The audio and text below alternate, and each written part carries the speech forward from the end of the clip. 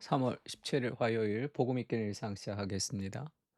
여호와를 경외하는 것에 대해서 계속 우리가 보고 있고요. 잠언 21장 3절이랑 28장 9절을 두 구절을 묶었습니다. 공의와 정의를 행하는 것은 제사를 드린 것보다 여호와께서 기쁘게 여기시느니라. 그러니까 제사를 드리지만 공의와 정의를 행하지 않는 것을 기뻐하지 않는다 이 말이죠.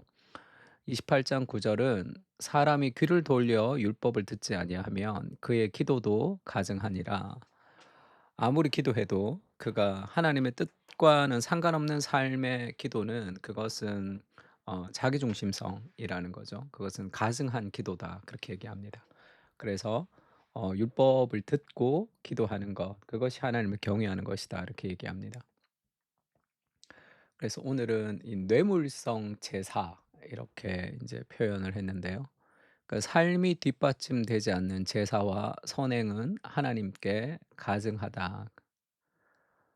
그 다른 사람을 도와주는데 나 개인의 삶은 그렇지 않아요. 그러니까 겉으로 보기에는 굉장히 구제도 하고 헌금도 하고 굉장히 그렇게 교회 활동 열심히 하지만 내 삶에서는 그것이 은혜의 동기가 되지 않으면 그 위선의 동기가 되는 거죠. 내가 교회 생활을 열심히 해서 다른 사람에게 받는 칭찬, 그것이 내 삶의 어떤 기준이 될 때가 있습니다. 그런 거는 어떻게 구분하냐면 내가 열심히 했는데 누군가의 인정이 없을 때 아니면 내가 열심히 했는데 무언가 일이 잘못될 때 그러면 그거를 이제 하지 않게 되는 거죠. 하나님 앞에 은혜가 동기가 되면 그 삶의 여러 가지 어려움과 무너짐에 대해서 극복할 수 있습니다.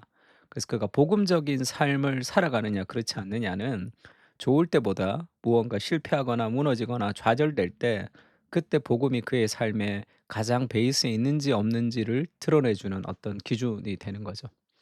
그래서 삶이 뒷받침되는 그것은 결국 은혜가 동기가 되는 것이냐 아니면 행위는 구분할 수 없으니까 은혜가 아닌 다른 자신의 의가 동기가 되는 것이냐.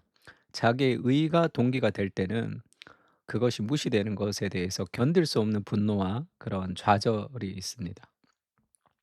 은혜는 그것을 넘어서는 거죠. 그런데 삶이 뒷받침하는 제세와 선행보다 오늘의 잠언은 더 깊이 들어가는데 율법을 듣지 않으면 그의 기도도 가증하다 이렇게 얘기하죠. 그러니까 겸손히 배우려는 마음이 없는 한 진실해 보이는 기도조차도 하나님께 가증하다.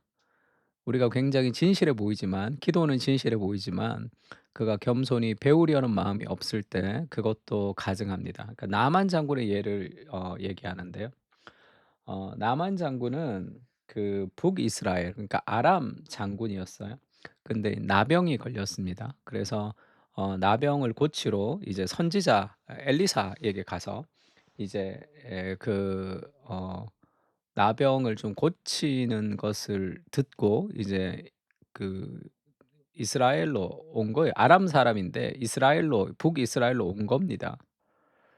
그래서 인제 아랍에서 북이스라엘로 나병을 고치러 인제 엘리사를 만나러 왔는데 이 사람은 인제 이스라엘이 어떻게 돌아가는지를 모르니깐 그 아람처럼 생각했던 거죠. 아람의 고위 공직자니까. 그 왕을 찾아갑니다. 왕을 찾아가서 인제 그 자기 나병을 고쳐 달라는 그런 이야기를 하는 거죠.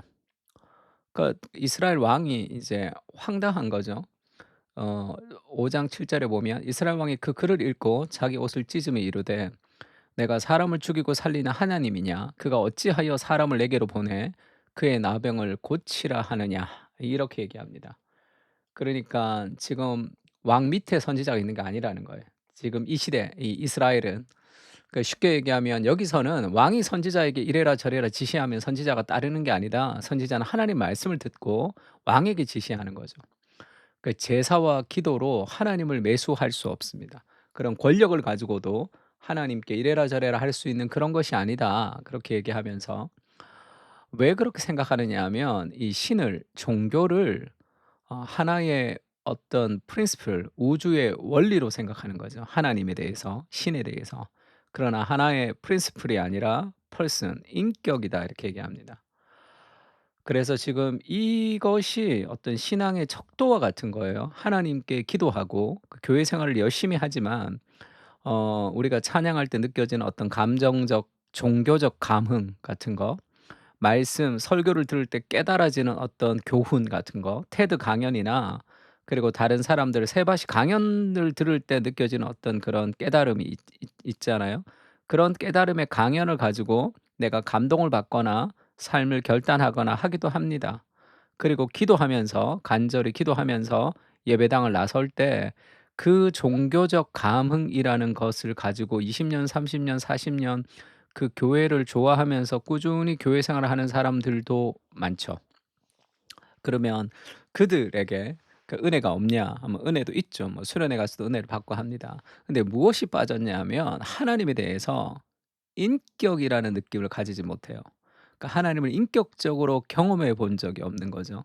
말씀을 읽고 기도를 하면 지정의가 가진 하나님이 지정의 어떤 인격체를 경험하는 것 같은 그런 사랑. 그래서 우리가 자주 얘기하듯이 하나님을 연인으로, 그리스도를 연인으로, 그리고 그리스도를 배우자로 삼는 그 진정한 그 사랑이 필요하다 이렇게 얘기합니다. 그때 정말 그리스도의 사랑을 깊이 받고 그리스도를 사랑할 때 다른 어떤 것보다 그리스도를 가장 사랑할 때 우리가 더 사랑하면서 덜 필요로 할 수 있죠. 왜냐하면 그리스도의 완전한 사랑이 우리에게 있기 때문에 다른 것들, 가족들을 더 사랑하지만 덜 필요로 할 수 있습니다. 그래서 덜 실망하고 덜 좌절하고 그리고 그것이 내 삶의 에, 어떤 가장 중요한 부분을 쥐고 흔들지 않는 그런 일들까지 갈 수 있는 거죠. 그러니까 그 인격이라는 것에 대해서 '그게 뭘까?' 그렇게 생각하는 사람들도 굉장히 많습니다. 말씀을 읽고 기도하면서 내 마음 깊은 곳에 그리스도가 인격으로 다가오는 것이 무엇인지에 대한 경험이 좀 필요하죠. 그래서 그분을 인격 이하로 대하는 것은 있을 수 없는 일입니다. 하나님을 인격으로 대하는 거죠. 예배를 드릴 때도 마찬가지입니다. 그게 나의 어떤 이익에 따라 왔다 갔다 하고 그런 당락을 결정하고 그렇게 인격 이하로 대할 때가 굉장히 많죠. 하나님을 어떤 principle 원리라고 생각하는 거죠. 나를 도와주는 어떤 우주의 기운 정도로 생각하게 될 때 그런 경우가 있습니다. 하나님 말씀을 읽을 때도 마찬가지죠. 그 말씀을 인격이신 그리스도와 만남이 필요하죠. 그러니까 우리가 그리스도 중심으로 성경을 읽는 이유도 거기에 있습니다. 그것은 성경을 통해서 그리스도의 인격을 만나는 거죠. 그게 성경의 목적입니다. 읽는 목적이죠. 그러면 어떻게 되느냐? 전심으로 그분을 사랑하고 즐거운 마음이 있죠. 기쁨이 있습니다. 그 관계가 주는 기쁨이죠. 삶에 여러 가지 어려움이 있지만 사랑하는 사람과의 사랑이 있으면 그것을 견뎌 나가는 것 같은 그런 즐거운 기쁨이죠. 그러니까 우리의 행위는 공로가 될 수 없습니다. 헌금을 하는 거, 예배를 드리는 거 그것이 공로가 되는 게 아니라 은혜의 반응이죠. 하나님의 은혜가 동기가 되는 겁니다. 최근 가장 실망한 일이 무엇인가? 하나님이 당연히 해 주셔야 한다고 생각하는가? 그랬다면 그렇게 생각한 원인은 무엇인가? 그러니까 하나님이 인격이라면 갈등도 필요하죠. '왜 이랬지? 하나님 왜 이러십니까?' 왔다 갔다 할 수 있는 그런 건강한 갈등도 필요합니다. 그러나 하나님을 원리라고 생각하면 실망하고 말아 버리죠. 그런 왔다 갔다 하는 이런 인격적인 관계 속에서 성장하는 것들이 잘 없습니다. 실망하고 "하나님 실망했습니다." 얘기하면서 또 다른 관계성 안으로 들어가야 되는데 그렇게 되지 못하는 경우가 많죠. 요한복음 1장 1 절에 보면 "태초에 말씀이 계시니라." 할 때 이 말씀은 그냥 워드가 아니라 그랬죠. 로고스라는 이 헬라어 단어인데 어떤 절대 궁극적 진리 이런 뜻입니다. 태초에 어떤 진리가 있었다. 태초에 어떤 사랑이 있었다. 태초에 진정한 성공이 있었다. 뭐 이런 뜻이에요. 헬라 철학자들이 그토록 찾았던 그 진리, 그 아르케라고 얘기하죠. 그 진리가 육신이 되어 우리 가운데 거하셨다. 그렇게 얘기하면서 어떤 사람은 인생의 궁극적 만족을 돈에서 찾기도 하고 성공에서 찾기도 하고 어떤 노력에서 찾기도 합니다. 헬라 철학자들은 그 철학적 깨달음에서 무언가 궁극적 진리에 도달하려고 노력했죠. 근데 그것은 어떤 원리가 아니다. 그것은 어떤 깨달음이 아니다. 그것은 어떤 돈과 성공이 아니다. 네가 인생에 정말로 원하는 그 궁극적 만족은 인격이라는 거죠. 그리스도라는 그 인격을 경험할 때 생기는 것이고 너의 진정한 갈망이 그 그리스도와의 인격을 경험할 때 충족되는 것이다. 그렇게 얘기하고 있습니다. 그러니까 예수님이 말씀이 육신이 되었다 그러면 태초에 계셨던 그 로고스가 인간이 되어서 우리 가운데 거했다는 거죠. 그래서 그 아름다운 영광을 우리가 경험하고 맛보고 누리며 살아가는 것이 신앙이다. 이렇게 얘기합니다. 제사를 드리는 것은 내가 하나님께 무엇을 드리고 그 보상을 기대하는 것이 아닙니다. 은혜의 반응이 될 수 있도록 우리의 마음을 복음으로 가득 채워 주십시오.